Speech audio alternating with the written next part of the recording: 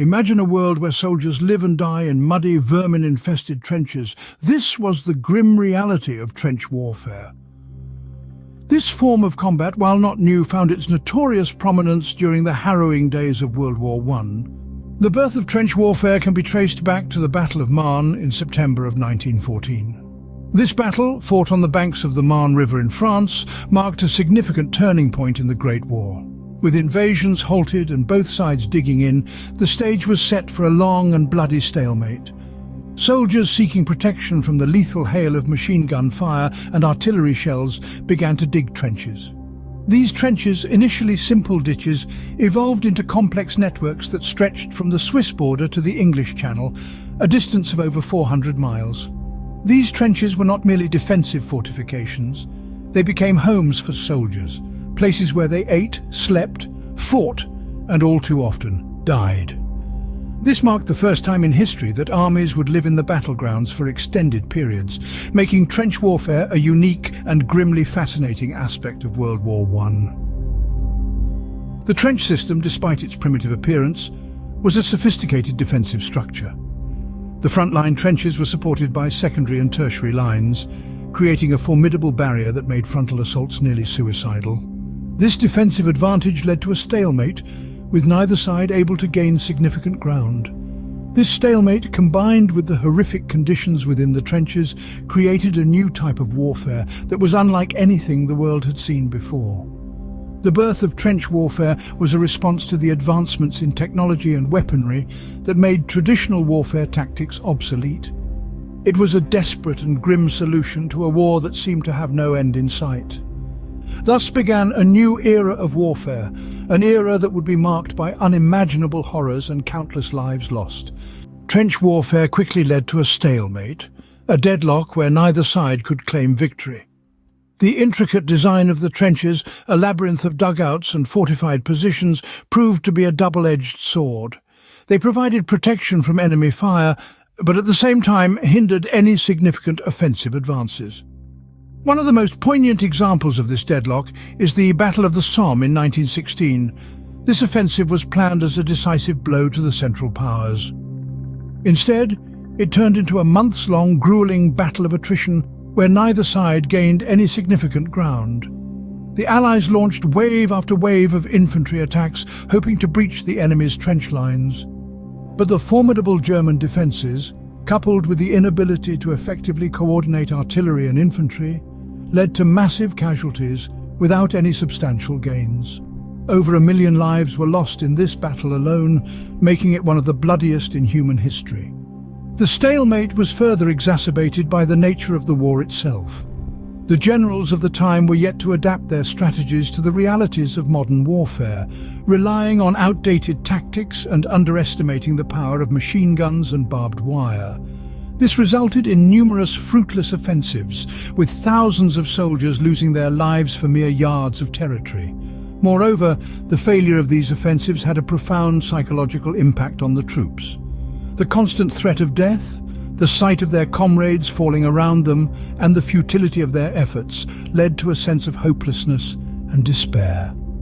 The inability to gain any significant ground despite the sacrifice of so many lives created a sense of disillusionment among the soldiers and the public back home. In essence, the design of the trenches, the nature of the warfare, and the failure of conventional military strategies all contributed to the stalemate and the ineffective offensives. The stalemate and ineffective offensives made trench warfare a deadly and prolonged affair. Life in the trenches was far from comfortable. It was a daily struggle against the elements and the enemy. Imagine being confined to a narrow, muddy ditch, the constant threat of death looming overhead. The rain turned the ground to sludge, making movement difficult and sleep nearly impossible. Rats, lice and fleas were constant companions, their presence a grim reminder of the unhygienic conditions soldiers were forced to endure. Diseases like trench foot, caused by prolonged exposure to damp, cold conditions, were rampant. The close quarters and poor sanitation led to outbreaks of dysentery and cholera, adding to the misery. Food was scarce, often boiled down to a tasteless stew called bully beef. The trenches were not just battlefields, they were also places of immense suffering. The harsh realities of trench warfare extended far beyond the threat of bullets and shells. The roar of artillery and the terror of chemical attacks were the defining features of trench warfare. This rings true when we delve into the brutal reality of the combatants who fought in the trenches during the Great War. Artillery barrages were a constant companion of the soldiers in the trenches. These barrages were not just a prelude to an attack, but a continuous, deafening soundtrack to the war. The aim was to destroy enemy trenches, cut off supply lines, and create chaos and confusion among the enemy ranks. The psychological impact was devastating. Just imagine the constant thunder of the guns, the earth shaking beneath your feet, and the fear of a shell landing in your trench at any moment. Artillery, however, was not the only demon the soldiers had to face. As the war dragged on, both sides sought new ways to break the stalemate. This led to the introduction of one of the most feared weapons of the war: chemical warfare. The first large-scale use of poison gas occurred in April of 1915 at the Second Battle of Ypres by the Germans. Chlorine gas, a vile greenish-yellow cloud with a distinctive smell, was released from cylinders and carried by the wind into the enemy lines. Once inhaled, it reacted with the moisture in the lungs and eyes, causing suffocation and blindness. It was a horrific weapon designed not just to kill, but to terrorize. The introduction of chemical warfare brought a new level of fear to the trenches. Soldiers were issued with gas masks, but these were often ineffective against the more potent gases developed later in the war. The terror of a gas attack, the fear of the invisible, was ever present. These new weapons, the relentless artillery and the insidious poison gas, added another layer of horror to the already terrifying experience of trench warfare. This was a war unlike any before it. A war that showed just how far humanity could fall in its pursuit of victory. These new weapons added another layer of horror to the already terrifying experience of trench warfare.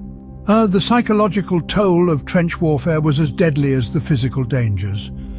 The brutal reality of life in the trenches was a testing ground for the human spirit. Soldiers, young and old, were subjected to constant stress and fear. The relentless bombardment, the ceaseless threat of death, and the horrid living conditions took a severe toll on their psyche. Post-traumatic stress disorder, then known as shell shock, became a common affliction. Soldiers would return from the front lines with vacant stares, unable to sleep due to nightmares or shaking uncontrollably. They were trapped in a perpetual state of terror, their minds reliving the horror of the trenches even when they were miles away. But the terror of trench warfare was not limited to the confines of the trenches.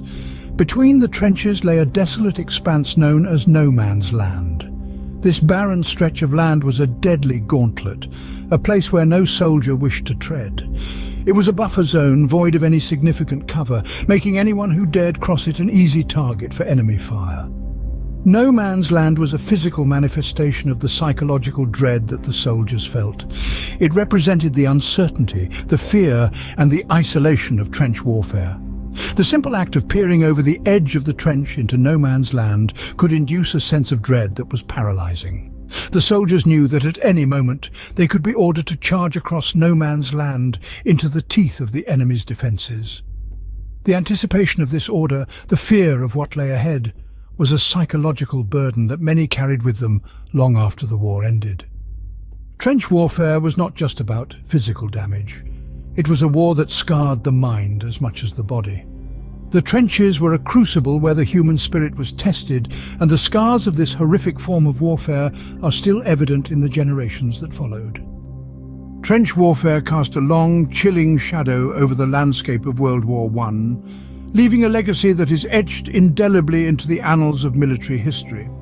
This form of combat, which unfolded in the muddy, blood-soaked trenches that crisscrossed the battlefields of this great conflict, was more than just a tactical nightmare. It became a symbol of the futility of war, a stark testament to the horrors that humanity is capable of inflicting upon itself.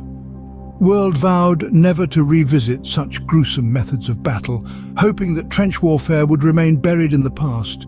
Nevertheless, this dark spectre refused to fade away completely. The lessons learned from trench warfare have shaped and continue to shape modern warfare tactics and strategies. Despite the significant advancements in technology, the fundamentals of trench warfare, digging in for protection and advantage, still hold true. The echo of the trenches is a sobering reminder of the devastating cost of conflict, and its continued influence serves as a grim testament to the horrifying realities of war.